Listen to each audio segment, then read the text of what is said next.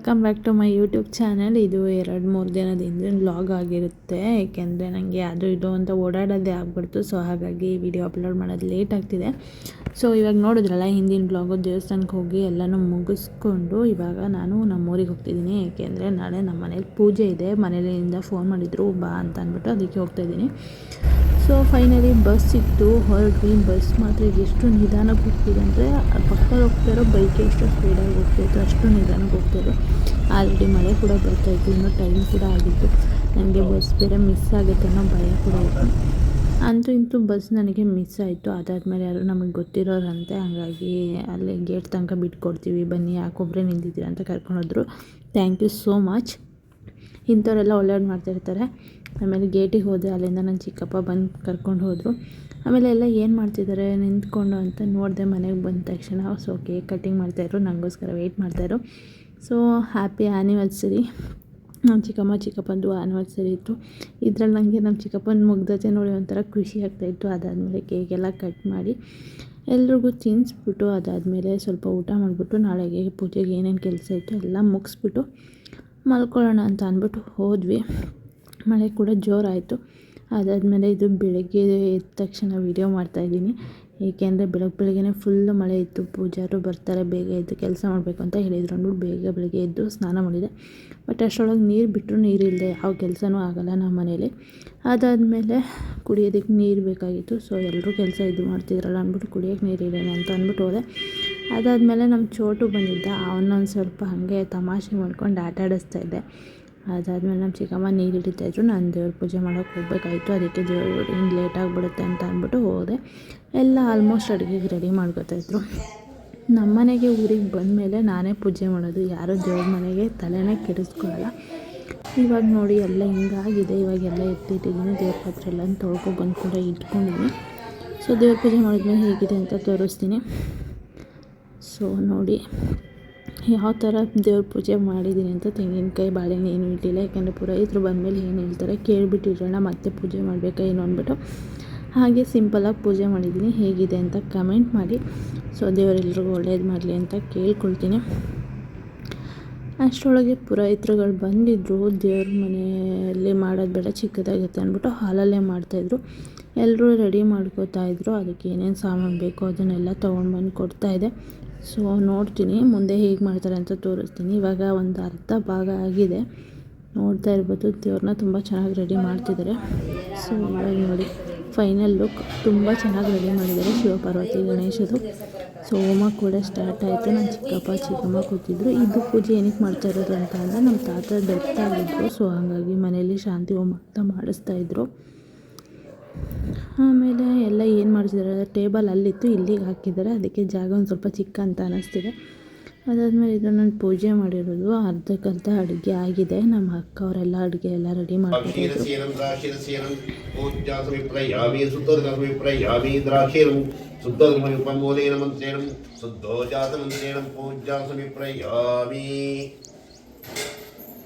ಓಂ ಗಂಗಾಸ್ನಾನ ಪೂಜಾ ಸಮರ್ಪಯಾಮಿ ವಸವೀಶ್ವರ ಸ್ವಾಮಿ ಪೂಜಾ ಸಮರ್ಪಯಾಮಿ.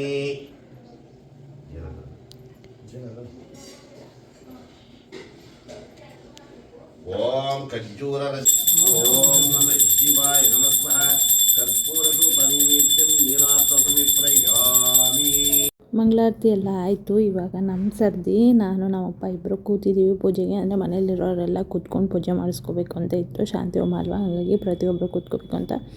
ಸೊ ನಾವು ಕೂತಿದ್ವಿ. ಏಕೆಂದರೆ ಮೊದಲನೇ ಮಗ ನಮ್ಮಪ್ಪ, ಆಮೇಲೆ ಮೊಮ್ಮಕ್ಕಳಲ್ವ, ಹಾಗೆ ಎಲ್ಲರೂ ಮೊಮ್ಮಕ್ಕಳು ಮರಿಮೊಮ್ಮಕ್ಕಳು ಎಲ್ಲರೂ ಕೂರಿಸ್ಕೊಂಡು ಪೂಜೆ ಮಾಡಿಸ್ತಾಯಿದ್ರು.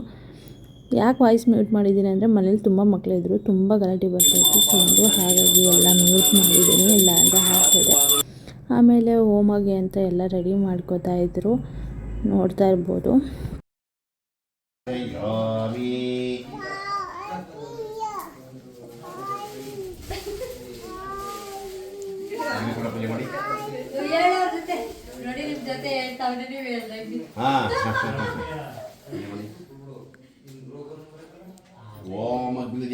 ಇವಾಗ ಅಗ್ನಿ ಪೂಜೆ ಮಾಡಿಸ್ತಾ ಇದ್ರು.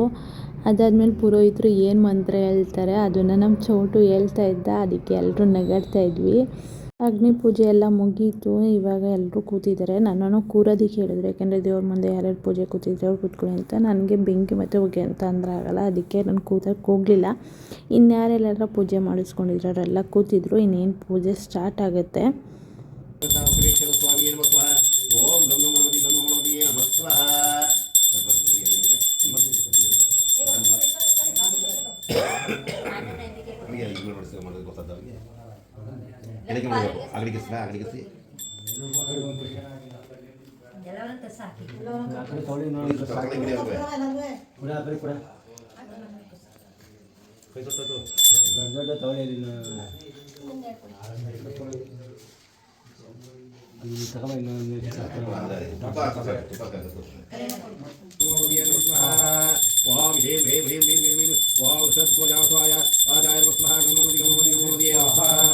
ಪೂಜೆ ಎಲ್ಲ ಚೆನ್ನಾಗಿ ಮುಗೀತು. ಅದಾದಮೇಲೆ ಅದ್ರ ಸುತ್ತ ಪ್ರದಕ್ಷಿಣೆ ಹಾಕಬೇಕು ಅಂತ ಹೇಳಿದರು. ಹಾಗಾಗಿ ಎಲ್ಲರೂ 3 ಪ್ರದಕ್ಷಿಣೆ ಹಾಕಿ ಅದಾದಮೇಲೆ ಏನು ಪೂಜೆ ಮಾಡಿರ್ತಾರೆ ಅದನ್ನು ಪೂರ್ತಿ ಅಂದರೆ ಇವಾಗ ಅದೇನೋ ಹೇಳ್ತಾರಲ್ಲ, ತೆಂಗಿನಕಾಯಿ ಅವೆಲ್ಲ ಕೊಬ್ಬರಿ ಆ ಥರದ್ದೆಲ್ಲನೂ ಧಾನ್ಯಗಳೆಲ್ಲನೂ ಅದಕ್ಕೆ ಹಾಕಬೇಕು ಅಗ್ನಿ ಹೋಮಕ್ಕೆ, ಶಾಂತಿ ಕುಂಡ ಅಂತ ಹೇಳಿದ್ರು. ಅದಾದಮೇಲೆ ಫುಲ್ಲು ಮನೆ ತುಂಬ ಹೊಗೆ ಆಗಿತ್ತು. ಹಾಗಾಗಿ ಎಲ್ಲರೂ ಹೊರಗಡೆ ಹೋಗಿದ್ರು.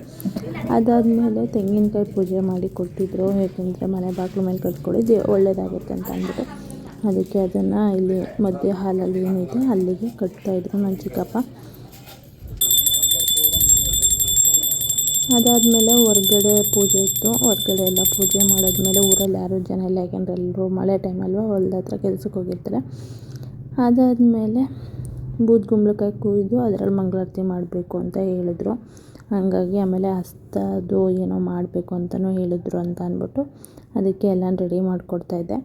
ಆಮೇಲೆ ಅದೆಲ್ಲ ಪೂಜೆ ಎಲ್ಲ ಆಯಿತು.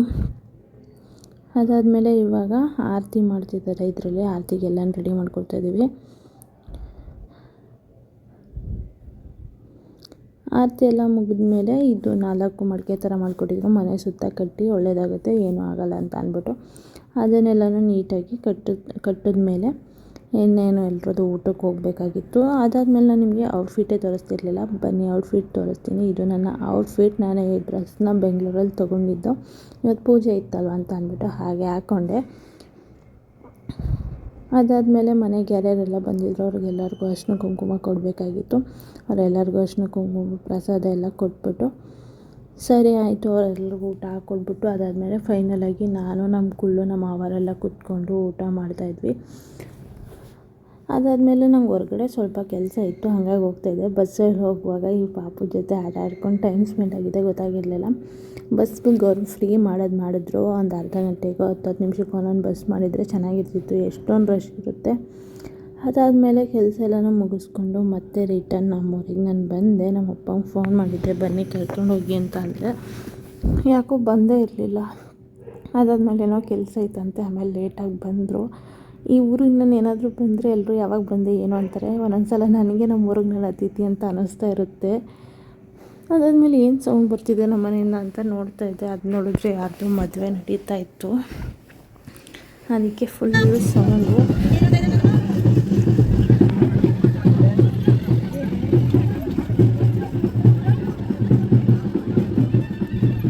ಅದಾದಮೇಲೆ ಎಲ್ಲ ಯಾಕೆ ಹಿಂಗೆ ಓಡ್ತಿದ್ದಾರೆ ಅಂತ ನೋಡ್ತಿದ್ದಾರೆ. ಇವಾಗ ಯಾಕೆ ದೇವ್ರು ಹೊತ್ಕೊಂಡಿದ್ದಾರೆ ಅಂದರೆ ನಮ್ಮೂರು ದೇವಸ್ಥಾನ ಪುರೋಹಿತರು ಅವರು ಎಲ್ಲಿ ದೇವರಿದೆ ಅಲ್ಲಿಗೆ ಓಡೋಗ್ತಾರೆ. ಅದಕ್ಕೆ ಅವರಿಂದನೇ ಎಲ್ಲ ಓಡೋಗ್ತಾಯಿದ್ದಾರೆ. ಅದಾದಮೇಲೆ ಮತ್ತೆ ಬಂದು ಕೈಕಾಲು ತೊಳ್ಕೊಂಡು ದೇವ್ರ ಪೂಜೆ ಎಲ್ಲ ಮಾಡಿಬಿಟ್ಟು ದೇವಸ್ಥಾನಕ್ಕೆ ಹೋಗಬೇಕಾಗಿತ್ತು. ಹಾಗೆ ಈ ಥರ ರೆಡಿಯಾಗಿದ್ದೆ. ಸೊ ಇವಾಗ ಹೋಗ್ತಾಯಿದ್ದೀವಿ. ಆಲ್ರೆಡಿ ಎಲ್ಲರೂ ದೇವಸ್ಥಾನಕ್ಕೆ ಹೋಗಿದ್ದಾರೆ. ನಾನು ಬಂದಿದ್ದು ಲೇಟ್ ಆಯಿತು ಅಂದ್ಬಿಟ್ಟು ಇವಾಗ ನಾನು ನಮ್ಮ ಚಿಕ್ಕಮ್ಮ ನಮ್ಮ ಪಾಪು ಹೋಗ್ತಾಯಿದ್ದೀವಿ. ಈ ದೇವಸ್ಥಾನ ತುಂಬ ಹಳೇದು, ಅಂದರೆ ನಮ್ಮಪ್ಪ ಚಿಕ್ಕವರು ಇದ್ದಾಗಲಿಂದ ಈ ದೇವಸ್ಥಾನ ಹಿಂಗೆ ಇದ್ದಿದ್ದು. ಅದಾದಮೇಲೆ ಇದು ಬಸವನ ದೇವಸ್ಥಾನ, ಅದಕ್ಕಾಗಿ ಎಲ್ಲರೂ ಏನಾದ್ರು ಬಸವ ಅವೆಲ್ಲನೂ ಇಟ್ಕೊಂಡ್ಬಂದು ಪೂಜೆ ಮಾಡಿಸೋದಿದ್ರೆ ಮಾಡಿಸ್ತಾ ಇರ್ತಾರೆ. ಅದಾದಮೇಲೆ ನಮ್ಮನೆ ಹರಕೆ ಹೊತ್ಕೊಂಡಿದ್ವಿ, ಏನಾದರೂ ಆದರೆ ಬಸವನ ಬಿಡ್ತೀವಿ ಅಂತ ಅಂದ್ಬಿಟ್ಟು. ಹಾಗಾಗಿ ಒಂದು ಕರುನ ಬಿಟ್ವಿ. ಅದಾದಮೇಲೆ ಎಲ್ಲರೂ ಪೂಜೆ ಮಾಡಿಸೋದಕ್ಕೆ ಅಂತ ಸಾಲಾಗಿ ನಿಲ್ಲಿಸ್ತಾಯಿದ್ರು. ಬನ್ನಿ ದೇವಸ್ಥಾನದೊಳಗಡೆ ಹೋಗೋಣ, ಹೆಂಗಿದೆ ಏನು ಅಂತ ಅಂದ್ಬಿಟ್ಟು ತೋರಿಸ್ತೀನಿ.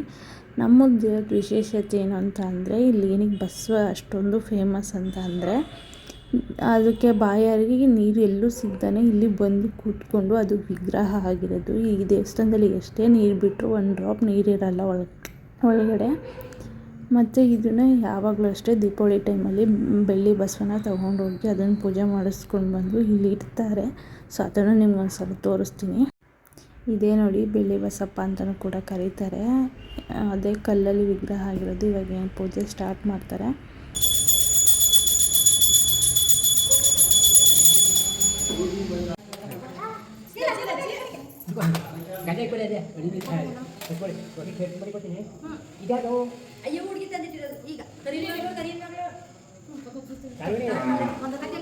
ನಮ್ಮ ಪಾಪ ಅವ್ರ ಅಜ್ಜಿ ಮನೆಗೆ ಹೋಗಿದ್ಲು, ಏನೇನು ತಂದವಳೆ ಅಂತ ತೋರಿಸ್ತಾಳೆ, ನೀವು ನೋಡಿ.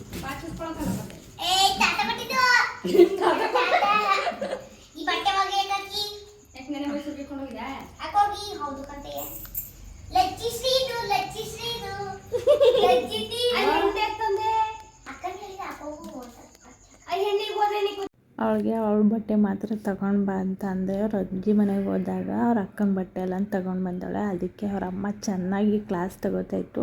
ನಾವು ಚಿಕ್ಕವರಿದ್ದಾಗಲೂ ಅಷ್ಟೇ ನಮ್ಮ ಬಟ್ಟೆಗಿಂತ ನಮ್ಮ ಅಕ್ಕವ್ರ ಬಟ್ಟೆನೇ ನಾವು ಜಾಸ್ತಿ ಹಾಕ್ತಿದ್ದು. ಅವಳು ಯಾವುದೇ ಒಂದು ಹೊಸ ಬಟ್ಟೆ ತೊಗೊಳ್ಳಿ ಫಸ್ಟ್ ನಾನೇ ಹಾಕಬೇಕು ಅನ್ನೋ ಆಟ.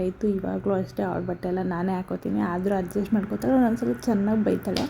ಸೊ ಇದು ನೆಕ್ಸ್ಟು ಬ್ಲಾಗು. ಸೊ ತುಂಬ ಅಂದರೆ ಶಾರ್ಟ್ ಇತ್ತಲ್ಲ ಅಂತ ಹಾಗೆ ಆಗ್ತಾಯಿದ್ದೀನಿ. ನನ್ನ ಫ್ರೆಂಡ್ ಮದುವೆ ಇತ್ತು ಕಿತ್ತೂರಲ್ಲಿ, ಹಾಗಾಗಿ ಬಂದಿದ್ವಿ.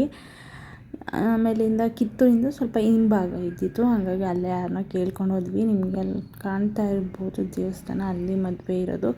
ನೇಚರ್ ಮಾತ್ರ ನೋಡೋದಕ್ಕೆ ವಾವ್ ಅನ್ನೋ ಥರ ಇತ್ತು. ಅದಾದ್ಮೇಲೆ ಮದುವೆಗೆ ಹೋಗ್ವಿ, ಅದೆಲ್ಲ ಮಾತಾಡಿಸ್ಕೊಂಡು ಹಾಗೆ ಒಂದು ಫೋಟೋ ತೊಗೊಂಡು ಮತ್ತೆ ರಿಟರ್ನ್ ಬಂದ್ವಿ. ಯಾಕೆಂದರೆ ರಾವಂದೂರಲ್ಲಿ ನನಗೆ ಇನ್ನೊಬ್ಳು ಫ್ರೆಂಡ್ ಮದುವೆ ಇತ್ತು. ಅದಾದಮೇಲೆ ನನಗೆ ರಾವಂದೂರಿಗೆ ಯಾವಾಗ ಬಂದರೂ ಅಷ್ಟೇ ನಮ್ಮ ಸ್ಕೂಲ್ ಮೆಮೊರೀಸ್ಗಳು, ನಮ್ಮ ಕಾಲೇಜ್ ಮೆಮೊರೀಸ್ಗಳು ನೆನಪಾಗುತ್ತೆ. ಮತ್ತು ಆ ಕ್ಷಣಗಳು ಮತ್ತೆ ಬರಬಾರ್ದ ನಮ್ಮ ಲೈಫಲ್ಲಿ ಅಂತ ಕೂಡ ಅನಿಸುತ್ತೆ. ಇದು ನಾನು ಓದಂಥ ಸ್ಕೂಲು ಮತ್ತು ಹಾಗೆ ಕಾಲೇಜ್ ಕೂಡ ಇಲ್ಲೇ ಇರೋದು. ನಾನು ಎಲ್ಲ ಇಲ್ಲೇ ಮಾಡಿದ್ದು ಎಜುಕೇಷನು. ಏನೋ ಒಂಥರ ಫ್ರೆಂಡ್ಸ್ಗಳನ್ನೆಲ್ಲ ಮಿಸ್ ಮಾಡ್ಕೊಳ್ಳೋ ಥರ ನೆನಪಾಗುತ್ತೆ. ಅದಾದಮೇಲೆ ಗಿಫ್ಟ್ ತೊಗೊಂಡು ಮದುವೆ ಚೌಟ್ರಿಗೆ ಬಂದ್ವಿ. ಈ ವ್ಲಾಗಲ್ಲೇ ಹೇಳ್ತಾ ಇದ್ದೀನಿ, ನನ್ನ ಫ್ರೆಂಡ್ಸ್ಗಳು ಯಾರಾದ್ರು ನೋಡ್ತಾರೆ. ನೆಕ್ಸ್ಟ್ ನೀವು ಯಾರಾದ್ರು ಮದುವೆ ಆಗೋದಿದ್ದರೆ ಬೇರೆ ಚೌಟ್ರಿಲಾಗಿ, ಒಂದೇ ಚೌಟ್ರಿಲಿ ಎಷ್ಟಂತ ಫೋಟೋ ತಗೊಳ್ಳೋದು ನನಗಂತ ಆಗಲ್ಲ. ಇವಳ ನೋಡುವಾಗ ನನಗೆ ಅನ್ನಿಸ್ತಿದ್ದೆ ನನ್ನ ಮದುವೆ ಯಾವಾಗ ಅಂತ ಅಂದ್ಬಿಟ್ಟು. ನನ್ನ ಮದುವೆ ಇನ್ನೂ ಲೇಟು, ಇನ್ನೂ 2-3 ವರ್ಷ ತನಕ ಮದುವೆ ಅಂತೂ ಆಗಲ್ಲ. ಸೊ ಅವಳಿಗೆ ಕಾಂಗ್ರೆಸ್ ಹೇಳ್ಬಿಟ್ಟು ಊಟದ ಕಡೆಗೆ ಬಂದ್ವಿ. ಇವರೆಲ್ಲ ನಾನ್ ವೆಜ್ನ ಚೆನ್ನಾಗಿ ಬ್ಯಾಟಿಂಗ್ ಮಾಡ್ತಾಯಿದ್ರು. ಇವರೆಲ್ಲ ನನ್ನ ಫ್ರೆಂಡ್ಸ್ ಅಂತೆ ಹೇಳ್ಕೊಳಕ್ಕೆ ನನಗೆ ಶೇಪ್ ಔಟ್ ಆಗ್ತಿದೆ. ನಾನು ಒಬ್ಬಳು ಮಾತ್ರ ವೆಜ್ ತಿಂತಾಯಿದ್ದೀನಿ. ಮದುವೆ ಊಟ ಮುಗಿಸ್ಕೊಂಡು ಬಂದ್ವಿ. ಅದಾದಮೇಲೆ ಊರಿಗೆ ಹೊರಡಬೇಕಾಗಿತ್ತು. ಸೊ ಹಾಗಾಗಿ ಆಟೋದಲ್ಲಿ ಬಂದು ನಾನು ನಮ್ಮ ಕುಳ್ಳು ನಮ್ಮ ಅತ್ತೆ ಎಲ್ಲ ಹೊರಟ್ವಿ. ಅದಾದಮೇಲೆ ಇದು ಬಸ್ ಸ್ಟಾಪ್ ಯಾವುದು ಅಂತ ಗೊತ್ತಿದ್ದರೆ ಕಮೆಂಟ್ ಮಾಡಿ. ಇಲ್ಲಿಂದ ಯಾರಾದರೂ ವೀಡಿಯೋ ನೋಡ್ತಾ ಇದ್ದರೆ ಹಾಯ್. ಅದಾದಮೇಲೆ ನಾವು ಪಿರಿಯಾಪಟ್ಟಣಕ್ಕೆ ಮತ್ತೆ ರಿಟರ್ನ್ ಬಂದ್ವಿ. ಯಾಕೆ ಅಂದರೆ ನನ್ನ ಅತ್ತೆ ಮಗಳು ಪಾಪ ಆಗಿತ್ತು ನೋಡಬೇಕಂತ. ಆಮೇಲೆ ಬರೀ ಕೈಲಿ ಹೋಗೋದು ಬೇಡ ಅಂತ ಅಂದ್ಬಿಟ್ಟು ಯಾವಾಗಲೂ ಫ್ರೂಟ್ಸ್ ತೊಗೊಳ್ಳೋ ಅಂಗಡಿಗೆ ಹೋದೆ. ಸೊ ಇವಾಗ ಮಾವಿನಕಾಯಿ ಸೀಸನ್ ಆಗಿರೋದ್ರಿಂದ ಫುಲ್ಲು ಮಾವಿನ ಹಣ್ಣು ಜೋಡಿಸ್ತಾಯಿದ್ರು. ಅದಾದಮೇಲೆ ಆ್ಯಪಲನ್ನು ತೊಗೊಂಡೋಗಿ ಕೊಟ್ಟೆ. ಅಲ್ಲಿ ವೀಡಿಯೋ ಮಾಡೋಕ್ಕಾಗಲಿಲ್ಲ, ಯಾಕೆಂದರೆ ಪಾಪ ಅಲ್ವಾ, ಅದಕ್ಕಾಗಿ. ಆಮೇಲೆ ರಿಟರ್ನ್ ಮೈಸೂರಿಗೆ ಬಂದೆ. ಮೈಸೂರಿಗೆ ಬಂದಮೇಲೆ ಪ್ಯಾಲೇಸ್ ಮುಂದೆ ಹೋಗದಿರೋ ಜೀವನನೇ ಅಲ್ಲ. ಸೊ ನಾವು ಮೈಸೂರು ಯಾವಾಗಲೂ ಅಷ್ಟೇ ಕ್ರೇಜ್ ಇದ್ದೇ ಇರುತ್ತೆ. ಅದೊಂಥರ ಹೇಳೋಕ್ಕಾಗಲ್ಲ, ವಿಸ್ಮಯ ಅನ್ಬೋದು. ಹಾಗೆ ನಾವು ಮೈಸೂರು ಯಾವಾಗಲೂ ಎವರ್ ಗ್ರೀನ್ ಅದು. ಆಮೇಲೆ ವ್ಯೂ ಮಾತ್ರ ಸಖತ್ತಾಗಿತ್ತು. ಅದಾದಮೇಲೆ ಬಸ್ ಸ್ಟಾಪ್ಗೆ ಹೋಗಿ ಅಂತೂ ಇಂತೂ ಕಷ್ಟಪಟ್ಟು ಬಸ್ ಹತ್ಕೊಂಡು ಒಂದು ಸೀಟ್ ಸಿಕ್ತು. ಅರ್ಧ ಗಂಟೆ ನಿಂತಿದ್ದೀನಿ ಒಂದು ಟಿಕೆಟ್ ತೊಗೊಳೋದಕ್ಕೆ ಈ ಬಸ್ಗೋಸ್ಕರ. ಅಂತೂ ಇಂತೂ ಫೈನಲಿ ಸಿಕ್ತು, ಹೊರಟ್ವಿ. ಅದಾದಮೇಲೆ ಕೆಂಗೇರಿಗೆ ಇನ್ನೂ ಅರ್ಧ ಕಿಲೋಮೀಟ್ರ್ ಇದೆ. ಅಷ್ಟು ಬೇಗ ಮಳೆ ಸ್ಟಾರ್ಟ್ ಆಯಿತು. ಫುಲ್ಲು ಮಳೆ. ಟ್ರಾಫಿಕ್ ನೋಡ್ತಾ ಇರ್ಬೋದು ಎಷ್ಟೊಂದಿದೆ ಅಂತ. ನನಗಂತೂ ಕೋಪ ಬಂದು ಇಳ್ಕೊಂಡು ನಡ್ಕೊಂಡು ಮೆಟ್ರೋ ಸ್ಟೇಷನಿಗೆ ಬಂದರೆ, ಮೆಟ್ರೋ ಸ್ಟೇಷನಲ್ಲೂ ಅಷ್ಟೇ ತುಂಬ ಅಂದರೆ ತುಂಬ ಜನ ಕ್ಯೂ ನಿಂತಿದ್ರು. ಟಿಕೆಟ್ ತೊಗೊಂಡು ಸರಿ ಆಯಿತು, ಇನ್ನೇನು ಮನೆಗೆ ಹೋಗೋಣ, ಇನ್ನು ಮಳೆ ಸಿಗಾಕೋಗ್ಬಿಡ್ತೀನಿ ಮತ್ತೆ ಅಂದ್ಬಿಟ್ಟು ಮೆಟ್ರೋ ತೊಗೊಂಡೆ. ಅದಾದಮೇಲೆ ಮೆಟ್ರೋ ಹತ್ಕೊಂಡು ಹೊರಡೋಣ ಅಂದ್ಬಿಟ್ಟು ಹೊರಟೆ. ಫೈನಲಿ ಮೆಟ್ರೋ ಬಂದು ಮೆಜೆಸ್ಟಿಕಲ್ಲಿ ಇಳ್ಕೊಂಡೆ. ನಂಗೆ ಇನ್ನೂ ಟೈಮ್ ಇತ್ತು. ಮತ್ತು ನಾನು ನ್ಯಾಷನಲ್ ಕಾಲೇಜ್ಗೆ ಹೋದರೆ ಮತ್ತೆ ಅಲ್ಲಿಂದ ಬಸ್ ಹತ್ಬೇಕಲ್ಲ ಅಂದ್ಬಿಟ್ಟು ಮೆಜೆಸ್ಟಿಕಲ್ಲಿ ಇಟ್ಕೊಂಡೆ. ಡೈರೆಕ್ಟ್ ಸಿಗುತ್ತಲ್ವ ಅಂತ ಅಂದ್ಬಿಟ್ಟು. ಈ ಪ್ಲೇಸಲ್ಲಿ ನಡ್ಕೊಂಡು ಬರುವಾಗ ನನಗೆ ಏನು ನೆನಪಾಗುತ್ತೆ ಅಂತ ಅಂದರೆ, ಇಲ್ಲಿ ಕಿಚ್ಚ ಸುದೀಪ್ ಅವ್ರದ್ದು ಒಂದು ಮೂವಿದು ಸಾಂಗ್ ಶೂಟ್ ಆಗಿದೆ ಅಲ್ವಾ, ಅದು ನೆನಪಾಗ್ತಾ ಇರುತ್ತೆ ಯಾವಾಗಲೂ ಅಷ್ಟೇ. ನಾನು ಬಂದಾಗ ಆ ಟೈಮಲ್ಲಿ ನಾನು ಇಲ್ಲಿ ಇರಬೇಕಾಗಿತ್ತು, ನಾನು ಅದನ್ನು ನೋಡಬೇಕಾಯ್ತು. ಮಿಸ್ ಮಾಡ್ಕೊಬಿಟ್ಟೆ, ಇಷ್ಟು ಲೇಟಾಗಿ ಬಂದೆ ಅಂತ. ನಿಮಗೂ ಹಾಗೆ ಅನಿಸಿರುತ್ತೆ, ಕೆಲವ್ರಿಗೆ ಅನಿಸಿರಲ್ಲ, ಏನೂ ಮಾಡೋಕ್ಕಾಗಲ್ಲ. ನಮ್ಮ ಫೀಲ್ ನಮಗಿರುತ್ತೆ. ಆಮೇಲಿಂದ ಇನ್ನೊಂದು ಸಲ ಯಾವಾಗಲಾದರೂ ಕಿಚ್ಚ ಸುದೀಪ್ ಸರ್ನ ಮೀಟ್ ಮಾಡಬೇಕು ಅಂತಲೂ ಕೂಡ ನಂಗೆ ಆಸೆ ಇದೆ. ನೋಡುವ ಹೆಂಗೆ.